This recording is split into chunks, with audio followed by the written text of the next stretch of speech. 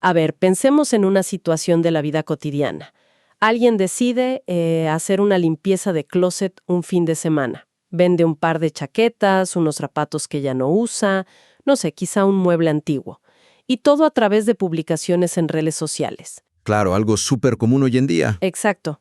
Y a lo largo de un par de días, esa persona recibe 50 transferencias bancarias de distintos compradores. Bueno, hasta hace muy poco ese movimiento pasaba completamente desapercibido. Sí, era simple ruido de fondo en el inmenso océano del sistema financiero. Pero ahora, bajo la nueva ley 21713 en Chile, ese mismo escenario enciende una alerta automática. O sea, el banco está literalmente obligado a levantar la mano y notificar a las autoridades que algo raro está ocurriendo en esa cuenta. Y ojo, que no se trata de una medida aislada para vigilar ventas de garaje. Lo que hay detrás de esa notificación automática es, digamos, un cambio estructural profundo en la forma en que el Estado observa el movimiento del dinero. Pasamos de un modelo que corría detrás de la evasión a uno que procesa datos en tiempo real. Y esa es precisamente nuestra misión de hoy en este análisis a fondo. Así es. Tenemos sobre la mesa una pila bastante densa de documentos legales, artículos, borradores sobre esta nueva ley de cumplimiento tributario. Vamos a desempacar conceptos que suenan a jerga corporativa impenetrable, cosas como sostenibilidad tributaria, gobernanza fiscal o cumplimiento cooperativo.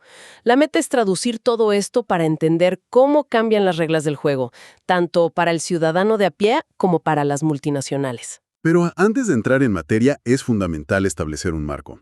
Nuestro enfoque aquí es estrictamente informativo e imparcial para quienes nos escuchan. Totalmente. Vamos a desmenuzar los mecanismos de la ley y las herramientas tecnológicas sin entrar en debates sobre si la carga tributaria debería ser mayor o menor. Exacto.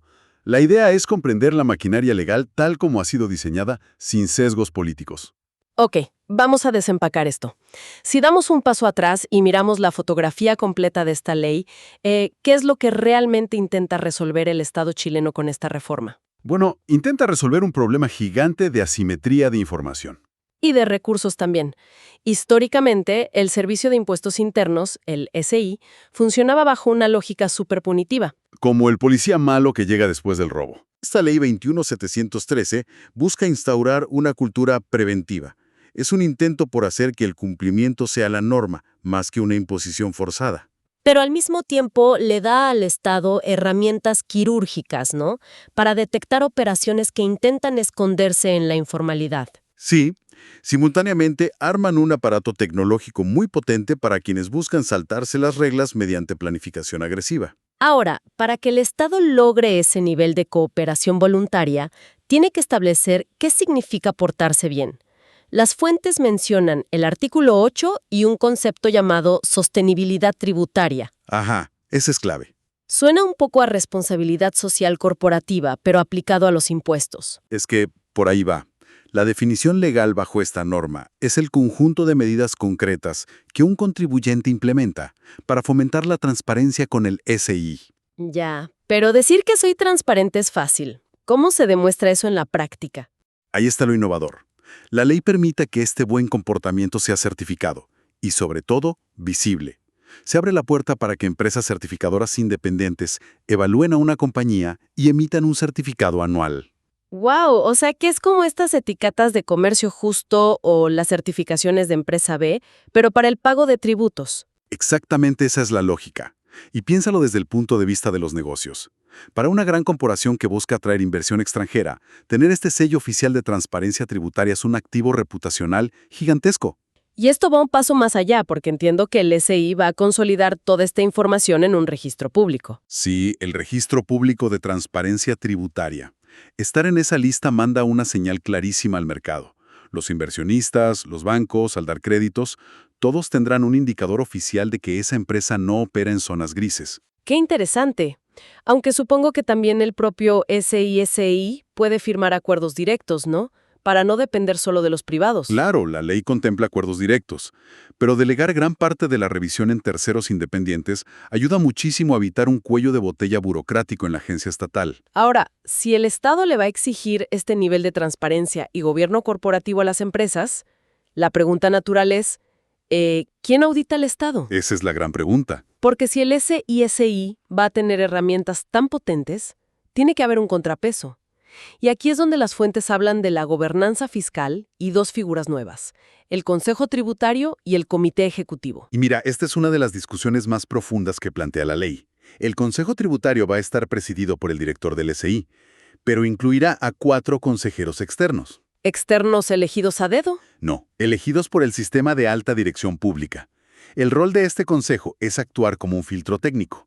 Van a revisar las circulares que emite el servicio antes de que salgan a consulta ciudadana. Para dimensionar esto para la audiencia, una circular del SI no es un simple memorándum interno. Es el documento que interpreta la ley y le dice a todo el país cómo se paga un impuesto. Es vital. E históricamente, el director del SI tenía un poder casi unilateral para emitir estas interpretaciones. Claro, lo que él decía era ley, en la práctica. Ese es el punto central. Al introducir este consejo se diluye ese poder unilateral. Si el director quiere impulsar una interpretación, pero 3 de los 4 consejeros consideran que va contra la ley, la pueden objetar formalmente. O sea, lo obligan a justificar sus decisiones por escrito y abren un debate técnico. Es un control interno súper robusto. Exacto. Evita decisiones arbitrarias o excesivamente creativas, digamos, por parte de la dirección. Pero a ver, pongamos esto a prueba. ¿No genera esto un riesgo de paralizar a la agencia? O sea, si cada decisión importante tiene que pasar por un comité, ¿el Estado se vuelve más lento para perseguir delitos graves? Si conectamos esto con el panorama general y analizamos el segundo órgano, el Comité Ejecutivo, vemos que no. El objetivo no es entorpecer el trabajo diario, es garantizar imparcialidad en casos críticos. ¿A qué te refieres con casos críticos? Por ejemplo, este comité ejecutivo requiere mayoría absoluta para autorizar querellas por evasiones gigantes. Estamos hablando de evasiones que superen las 1.200 unidades tributarias anuales. Espérate, detengámonos en ese número. 1.200 unidades tributarias anuales es una cifra bestial. Hablamos de millones de dólares. Es muchísimo dinero, ¿sí? No estamos hablando del almacén de barrio que se equivocó en su declaración de renta. Son casos de fraude corporativo o crimen organizado de gran escala. Ya entiendo. Cuando el Estado decide iniciar una querella criminal de esa magnitud o aplicar normas antielusión complejas, está afectando profundamente el patrimonio o hasta la libertad de las personas. Precisamente. Exigir que esas decisiones pasen por un órgano colegiado evita que una auditoría se convierta en una cacería de brujas impulsada por un solo funcionario. Aporta precisión quirúrgica y mucha legitimidad. Entendido el marco de quién toma las decisiones. Pasemos a cómo estas reglas tratan a quienes quieren cumplir la ley, pero cometen errores. Porque el sistema es complejo. Demasiado complejo. Todo contador lo sabe. Por eso la ley trae este enfoque de cumplimiento cooperativo. Que sería como la zanahoria del sistema. El artículo 33 introduce las medidas preventivas. Entiendo que ahora el SII va a enviar correos o notificaciones preventivas indicando inconsistencias. Sí, y la clave es que un aviso preventivo no es una fiscalización formal. Te dicen, oye, notamos que tus números no cuadran, te damos la oportunidad de revisarlo. O sea, un correo amistoso sin multas automáticas. Eso cambia la dinámica psicológica por completo para un emprendedor. Y la financiera también. Permite que una empresa mediana revise su contabilidad, corrija el error voluntariamente y siga operando en paz, sin el terror de un proceso sancionatorio encima. Y aquí es donde se pone realmente interesante la cosa.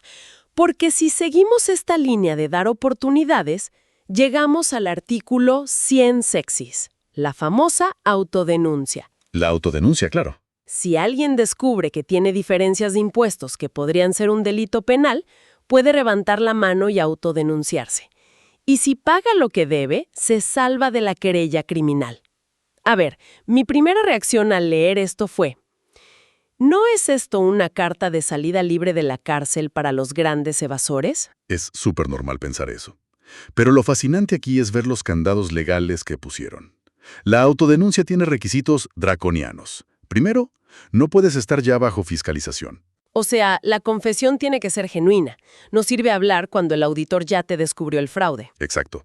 Segundo, tienes que tener un historial limpio. 0 condenas previas por delitos tributarios. Y tercero, este beneficio se puede invocar una sola vez en la vida. Ya, pero ¿qué pasa con el dinero?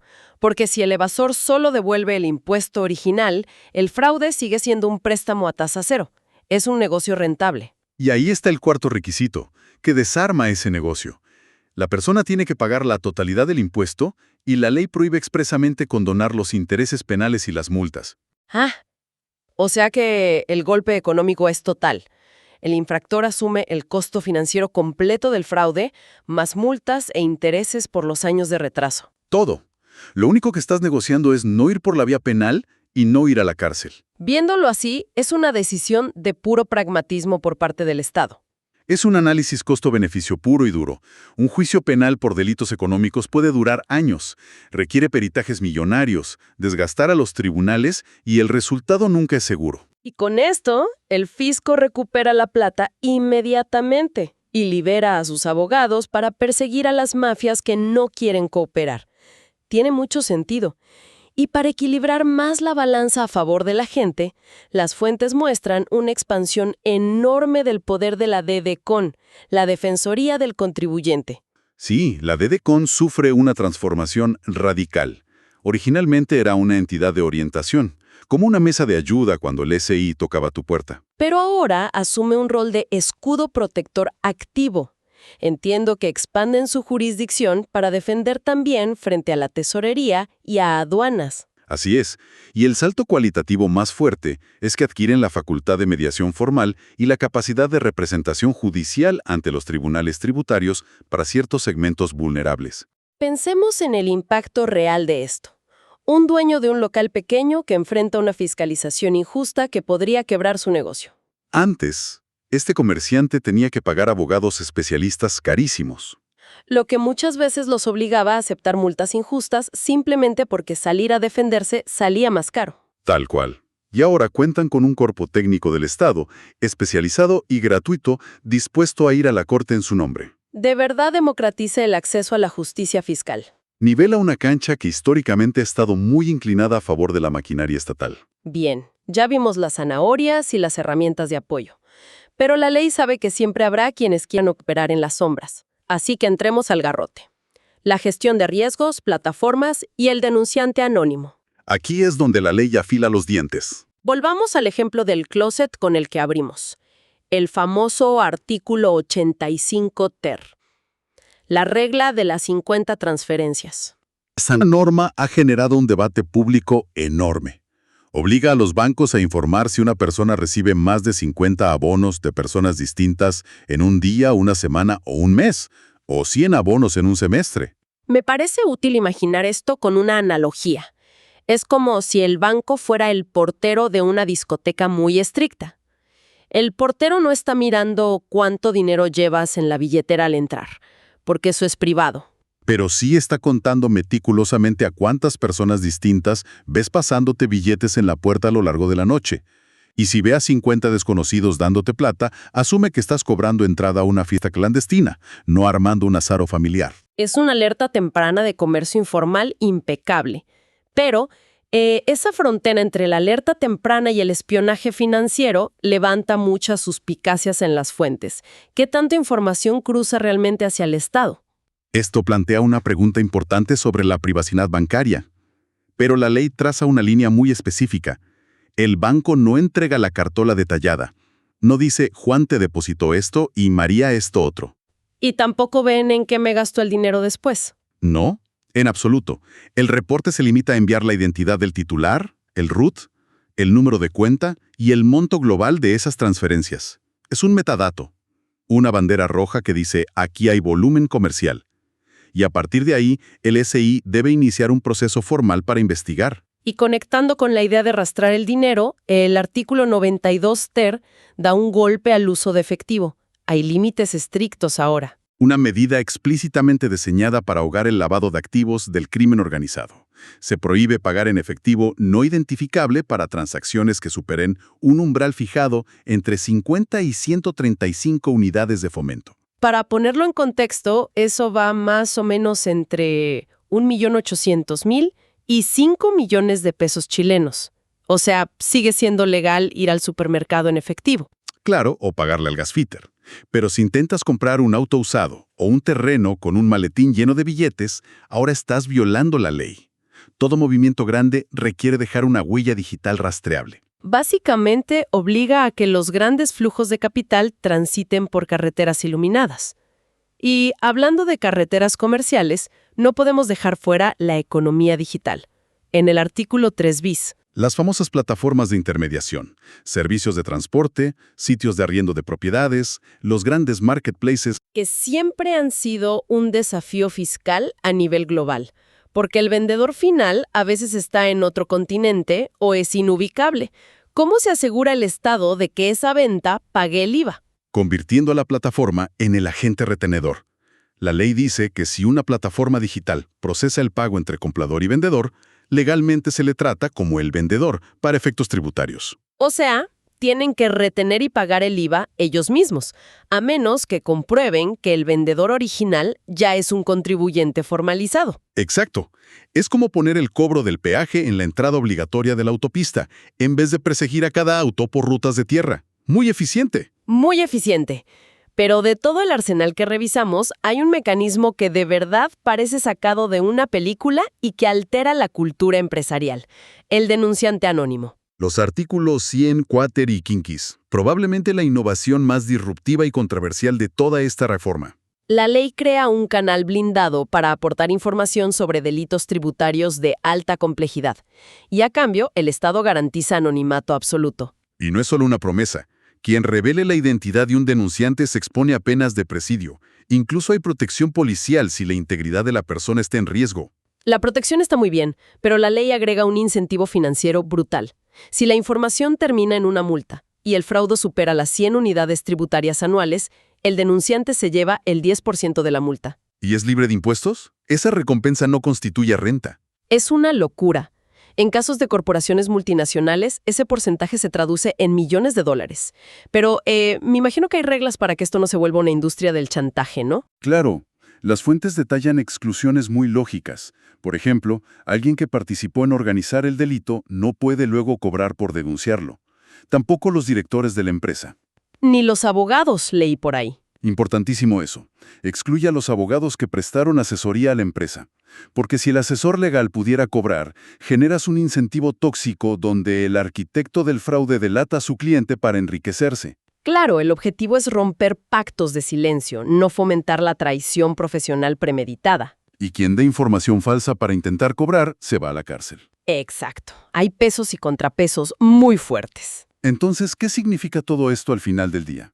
Si juntamos todas las piezas, las certificaciones, los bancos contando transferencias, la autodenuncia, los denunciantes anónimos, queda claro que la Ley 21.133 no es solo subir impuestos. No, es un rediseño completo de la arquitectura de vigilancia fiscal. Es el paso de la fuerza bruta a la inteligencia de datos. El Estado asume que no tiene auditores suficientes para revisar cada empresa del país. Así que delega la presión. Los bancos vigilan los flujos, las plataformas retienen el IVA y la amenaza de un informante interno disuade la evasión. Y a cambio, abre válvulas de escape como la de Decon, o la autodenuncia para quienes simplemente se equivocan. Es una combinación fascinante de tecnología y psicología. Pero todo este nuevo paradigma levanta una inquietud final que creo que vale la pena dejarle a nuestra audiencia para pensar. Sí, y es una inquietud que trasciende lo legal. Pensemos en el denunciante anónimo compensado. Cuando un Estado decide monetizar la vigilancia ciudadana, Donde tus propios empleados o proveedores pueden cobrar millones por denunciarte. exacto, estamos alterando el tejido básico de la confianza dentro de las organizaciones. Es una herramienta eficaz contra las mafias, sin duda. Pero la gran pregunta es, al transformar a cada miembro de una empresa en un auditor potencial e incentivado económicamente, esa es la paradoja. Una herramienta que limpia el sistema, pero que cambia cómo nos relacionamos laboralmente para siempre. Es una reflexión profunda. Al final, la ley no solo regula dinero, termina moldeando el comportamiento humano. Desde la persona limpiando su closet hasta el ejecutivo temiendo que un correo interno acabe en manos de un denunciante. Es un ecosistema completamente nuevo.